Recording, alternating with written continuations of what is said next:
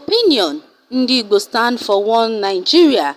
That is what the Igbos are saying, that they are not for separation, that they are for one Nigeria. The vocal minority will always have their say, but the silent majority will have their way. Nevertheless, it is capricious to let the speck minority govern and dominate the narrative. A solitary story by a negligible decimal could be heard as the belief and view of the bulk. This is why the silent Igbo majority who are opposed to the secession of the southeast from Nigeria need to speak up.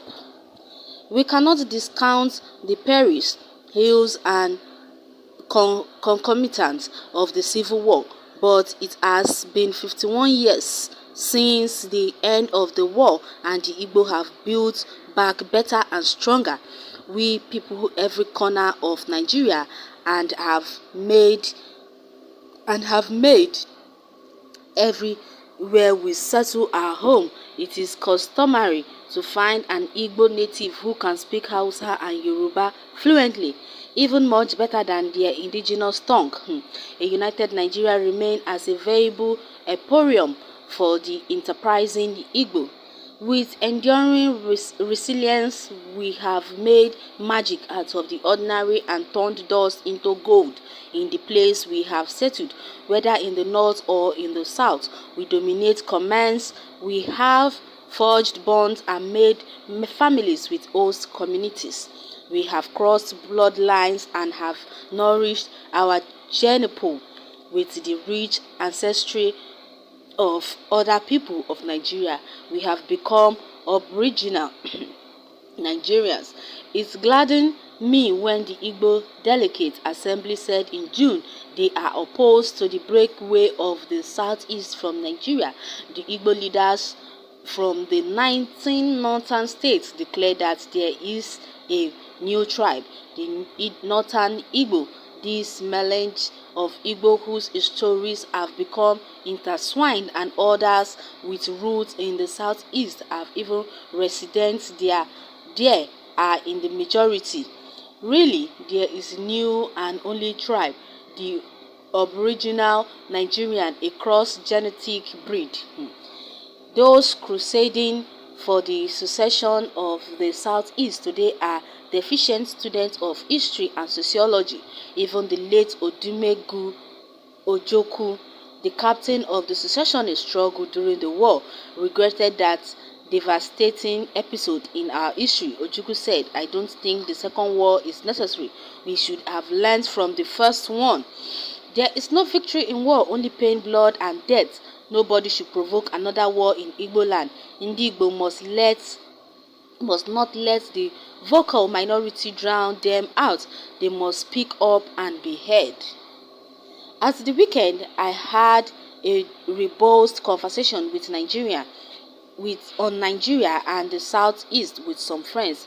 It jogged something in me why the claims of marginalization by Igbo cannot be brushed off. Nigeria have not been all grain for Igbo. The Igbo are perhaps the most financially fortunate of all groups in Nigeria. I recall under Jonathan administration, the Igbo rule the commanding height of the economy. The people's strategy plays in the government. In fact, the Jonathan administration was passed off as an Igbo government, and rightly so. What we did with that opportunity will be discussed in subsequent columns. But Nigeria has not been all ash and sackcloth for Igbo. And who says we cannot seek justice and fairness with Nigeria? Operating in a democracy affords us several vehicles to realize whatever we seek within the orbit of the Constitution. But our pursuit of equality must not come with bloodshed. It must not be at the cost of precious human lives. So in our discussion, we idealized the possibility of a movement to drive the quiet thought of the silent Igbo majority that is a non-partisan and strictly ideology. platform to mobilize Igbo voice and conscience for a united Nigeria and to counter secessionist narratives. We came up with the concept of Indigbo for one Nigeria. Yes, Indigbo stands for one Nigeria. Our voice should be louder than those who seek to divide us. I believe many are reluctant to speak up for fear of violence. I have been threatened many times for my views, but my belief in united Nigeria is stronger than my fear. Should we remain resistant by feet of fear and watch our years of hard work crumble down? Do we keep our hands suspended in the air while our kin are slaughtered in avoidable violence? The silent Igbo majority need to speak up. It is an existential struggle for us and our children. We need to rise up and take a stand. Nigeria belongs to us and every other Nigerian. We must hold the fort. Indigbo for one Nigeria. Bet and our voice against secessionist agitation just got louder. Okay, I think Indigbo are here and they are saying they stand for one Nigeria, which means they have no hands in the agitation for secession going on and on all this while. That is their take. Well, I really don't know what this is all about, but I beg to disagree. It was Obasanjo administration that brought the likes of Charles Soludo, Okonjo-Iweala, Ezekwesili, Obi, the UBA brothers, etc. Well, that is it. What a confused tribe. The Igbo people are not even united. So tell me how the secession will be possible if they are not even united themselves. What a confused tribe. These Igbo people are, for crying out loud. What really do they want? I am Igbo, but these my Igbo people have become more of an embarrassment to me. The people that can never ever agree on one thing for obvious selfish reason. Everybody claims to be wise. At the end, everybody becomes a fool. My take remains that this matter of Igbo question should be resolved in a referendum. If the majority votes for one Nigeria, so be it. And nobody shall be permitted to complain thereafter under any circumstances whatsoever.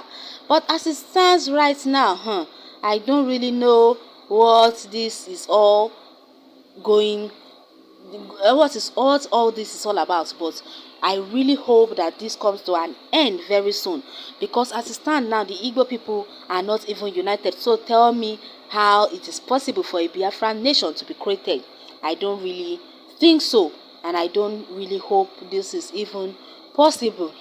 You want one Nigeria where our leaders are constantly under the threat of being overrun by Fulani terrorists, where our daughters and mothers are consistently under the threat of being raped in the farms by the same Fulani herdsmen, where you have to pay the same Fulani herdsmen to go to the farm in your own land, where the security force and the government are supporting and aiding the said Fulani herdsmen, where to fight said Fulani herdsmen is equal being charged with terrorist activities and murder. Is this the one Nigeria you want? If after considering all these things mentioned above, you still want one Nigeria, then I am afraid you need to be silenced in order to remove your poisonous voice from the ears of our youth and children, because it is clear that you have been manding by the chicken change given to you to spread this insanity. Mad people everywhere. Ndiala, Ndiala. Exactly my say and my take on this matter. Is it one Nigerian they are voicing for? Is it possible? Because Fulani are really killing our people every day by day and the government are doing nothing about it. So how dare you preach about one Nigeria? If they want one Nigeria, then let Buhari go ahead and restructure this country and make it favor every citizen of Nigerian and not just one-sided Nigeria. That is my take on this matter. Anyways, you can go to the article to share your take and opinion on this. Thanks for listening and God bless.